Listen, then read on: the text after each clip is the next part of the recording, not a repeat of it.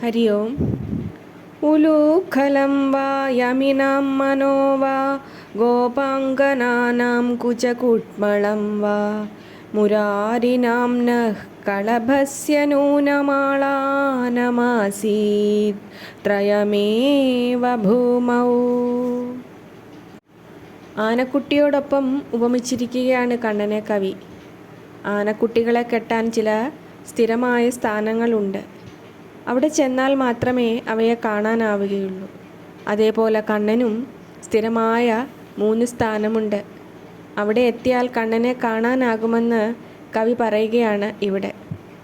കൃഷ്ണൻ എന്ന ആനക്കുട്ടിക്ക് യോഗികളുടെ മനസ്സോ ഉരലോ ഗോപസ്ത്രീകളുടെ കുചകുട്മളങ്ങളോ ആണ് കെട്ടുകുറ്റിയെന്ന് പറയുകയാണ് കവി. പ്രിയനായ പൊന്നുണ്ണി, നിന്നെ എൻ്റെ മനസ്സിൻ്റെ വാതിൽപ്പടിമേലെ ഇരുത്താൻ ഞാൻ എത്രയായി ശ്രമിക്കുന്നു. സാധിക്കുന്നേ ഇല്ലല്ലോ കണ്ണ. നീ എവിടെയൊക്കെയോ ചില നേരം പോയി കഴിയും.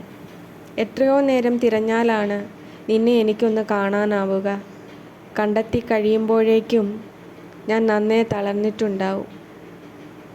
ഉണ്ണി, നീ അരികിലില്ലാത്ത ഓരോ നിമിഷവും കഠിനമാണ്.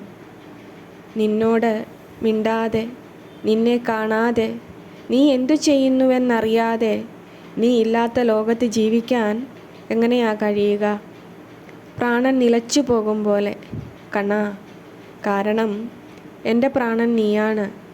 എൻ്റെ ലോകവും വർണ്ണവും സ്വപ്നവും ആശ്വാസതീരവും നീയാണ്. നീ സദാ അരികിലുണ്ടെന്ന വിശ്വാസം ശ്വാസമായി നിറയുന്നത് കൊണ്ടാണ് ഈ ജീവൻ പുലരുന്നത്. നാരായണ. കരാരവിന്ദേന പദാരവിന്ദം മുഖാരവിന്ദേ വിനിവേശയന്തം വടസ്യ പത്രസ്യ പുടേശയാനം ബാലം മുകുന്ദം മനസാ സ്മരാമി. ചെന്താമരപ്പൂവ് പോലെയുള്ള കൈകൊണ്ട്, ചെന്താമരപ്പൂ പോലെയുള്ള കാലടി, ചെന്താമരപ്പൂവ് പോലെയുള്ള വായിൽ വെച്ചുകൊണ്ട് പേരാലിൻ്റെ ഇലയിൽ കിടക്കുന്ന ഉണ്ണിയായ ശ്രീകൃഷ്ണനെ ഞാൻ മനസ്സുകൊണ്ട് സ്മരിക്കുന്നു എന്ന് കവി പറയുന്നു. ഉണ്ണി, എത്രയോ കാലമായി ഞാൻ ഈ മനോഹരമായ വാക്കുകൾ കേൾക്കുന്നു. ഓർമ്മ വെച്ച കാലം തുടങ്ങി കേൾക്കുന്നുണ്ട്, ചൊല്ലാറുണ്ട്.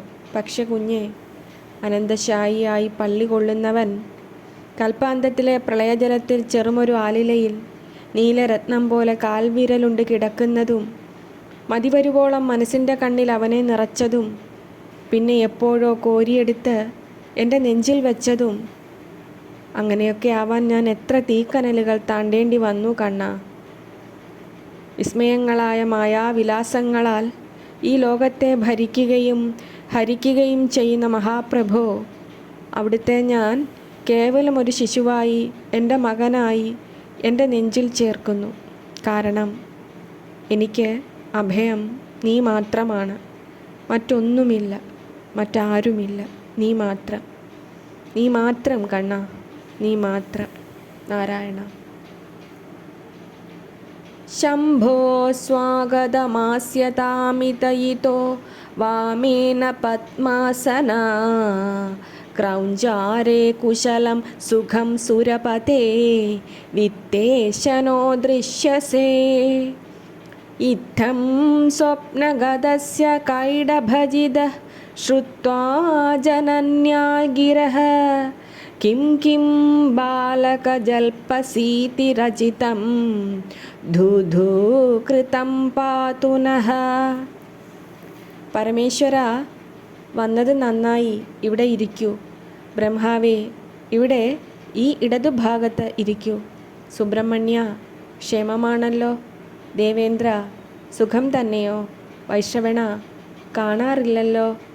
ഇപ്രകാരം സ്വപ്നത്തിലുള്ള കൃഷ്ണൻ്റെ വാക്കുകൾ കേട്ടിട്ട് അമ്മയായ യശോദ, ഉണ്ണി എന്താണ് എന്താണ് പറയുന്നത് എന്ന് ചെയ്തിട്ടുള്ള ധൂ ധൂ എന്ന ഊത്ത് ഞങ്ങളെ രക്ഷിക്കട്ടെ എന്ന് കവി പറയുന്നു. ഉണ്ണി ദുസ്വപ്നം കണ്ടു എന്ന് തെറ്റിദ്ധരിച്ചാണ് അമ്മ പഞ്ചാക്ഷരി ജപിച്ച് ഇങ്ങനെ ഊതുന്നത്.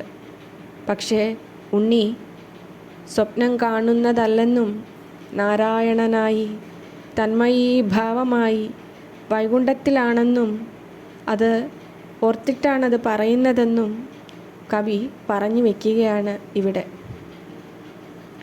ഭഗവാനെ മഹാപ്രഭു, അവിടുന്ന് സർവപ്രപഞ്ചത്തിനും ഈശ്വരനാണ്. അവിടുന്ന് ആദിനാഥനാണ്. വിരാട്ടായി ലോകമൊക്കെ നിറയുന്നവനാണ് എന്നറിയാതെയല്ല എനിക്ക്. ഓരോ ജീവനും അവിടുത്തേക്ക് വളരെ പ്രിയപ്പെട്ടതാണെന്ന് എനിക്കറിയാം. അതുകൊണ്ട് ഭഗവാനെ നാരായണ, ഞാനും അങ്ങേക്ക് ഏറെ പ്രിയപ്പെട്ടതാണ്. അവിടുത്തെ അനന്തമായ കരുണയും സ്നേഹവും സദാ എന്നെ കരുതുന്നുണ്ട്. എങ്കിലും ഭഗവാനെ നാരായണ, കേവലം അവിടുത്തെ ഞാൻ എൻ്റെ പുത്രനെന്ന ഭാവത്തിൽ കരുതുമ്പോൾ അങ്ങയോടുള്ള എൻ്റെ ഭക്തി, വിശ്വാസവും സ്നേഹവും വാത്സല്യവും വലിയ ആശ്രയത്വവും നൽകുന്നുണ്ട്. അരികിലെത്താനും മുറിവ് നിറഞ്ഞു വിങ്ങുന്ന മനസ്സിനെ അവിടുത്തെ ഹൃദയത്തിൽ ചേർത്ത് വയ്ക്കാനും അത് വേഗമാക്കാൻ കഴിയും. കാരണം അവിടുന്ന് എൻ്റെ പ്രിയ മകനാണ്. നാരായണ. മാദഃ കിം യദുനാഥ ദേഹി ചഷകം കിം തേന പാതും പയസ്തന്നാസ്ത്യദ്യ കദാസ്തി വാ നിശി നിശാ കാവാന്ധകാരോദയേ ആമീല്യാക്ഷിയുഗം നിശാപ്യുപഗതാ ദേഹീതി മാതുർമുഹുർവക്ഷോജാംബരകർഷണോദ്യതകരഃ കൃഷ്ണഃ സ പുഷ്ണാതു നഃ. അമ്മയും ഉണ്ണിയുമായുള്ള ഒരു നിഷ്കളങ്കമായ സല്ലാപം കവിയുടെ ഭാവനയാണ്. കണ്ണൻ ചോദിക്കുകയാണ്, അമ്മേ, എന്താ കൃഷ്ണ, കിണ്ണം തരൂ. അത് എന്തിനാണ് കണ്ണ? പാല് കുടിക്കാൻ. അത് ഇപ്പോൾ ഇല്ല. എപ്പോഴാണ് ഉണ്ടാവുക? രാത്രി. രാത്രി ഏതാണ്? ഇരുട്ടാവുമ്പോൾ. അപ്പോൾ കണ്ണ് രണ്ടും അടച്ചിട്ട് കണ്ണൻ പറയാണ്, രാത്രിയും വന്നു, പാല് തരൂ അമ്മയെന്ന്. അത് പറഞ്ഞ് അമ്മയുടെ മുലക്കച്ച പിടിച്ചു വലിക്കാൻ മുതിർന്ന ആ കൃഷ്ണൻ നമ്മെ രക്ഷിക്കട്ടെ എന്നും കവി ആശിക്കുന്നു. കണ്ണന് കുസൃതികൾ പൂക്കാലം പോലെയാണ്. നിറയെ കുറുമ്പാണ് ഉണ്ണിക്ക്.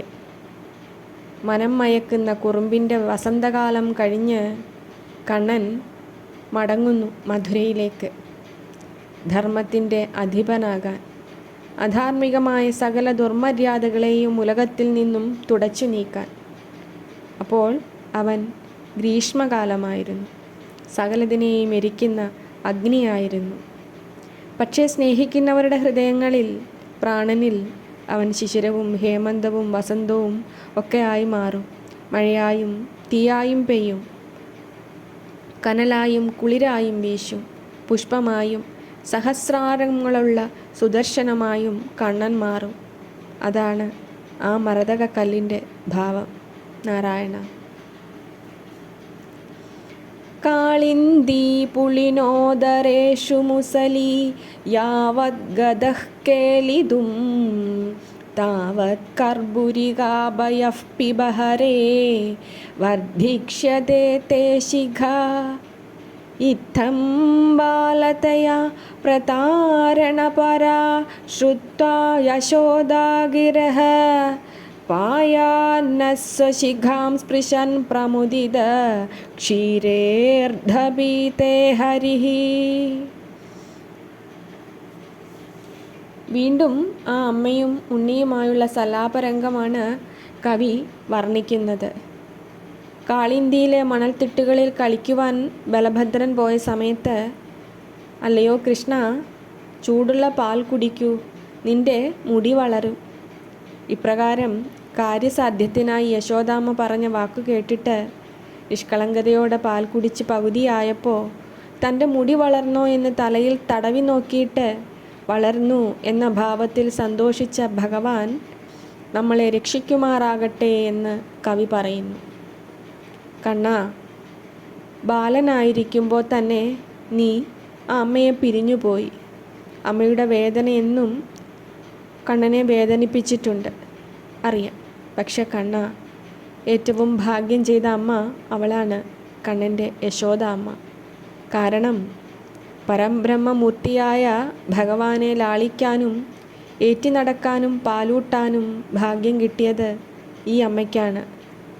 വേറെ ആർക്കാണ് മനുഷ്യനായി ജന്മമെടുത്ത് വേറെ ആർക്കാണ് അതിന് ഭാഗ്യം കിട്ടിയത്? ഈ അമ്മയ്ക്കല്ലാതെ. പോരാതെ ആ അമ്മയാണ് സാക്ഷാൽ പരാശക്തിക്ക് ജന്മം നൽകിയതും. എത്ര ഭാഗ്യവതിയാണവൾ. എന്നിരുന്നാലും കണ്ണ, ആ അമ്മയെ ഓർക്കുമ്പോൾ ഇത്തിരി സങ്കടം ഉള്ളിലുണ്ട്. കാരണം നിന്നെ പിരിയുക എന്ന ആ സഹിക്കാനാകാത്ത വേദന ആ അമ്മ അനുഭവിക്കേണ്ടി വന്നില്ലേ?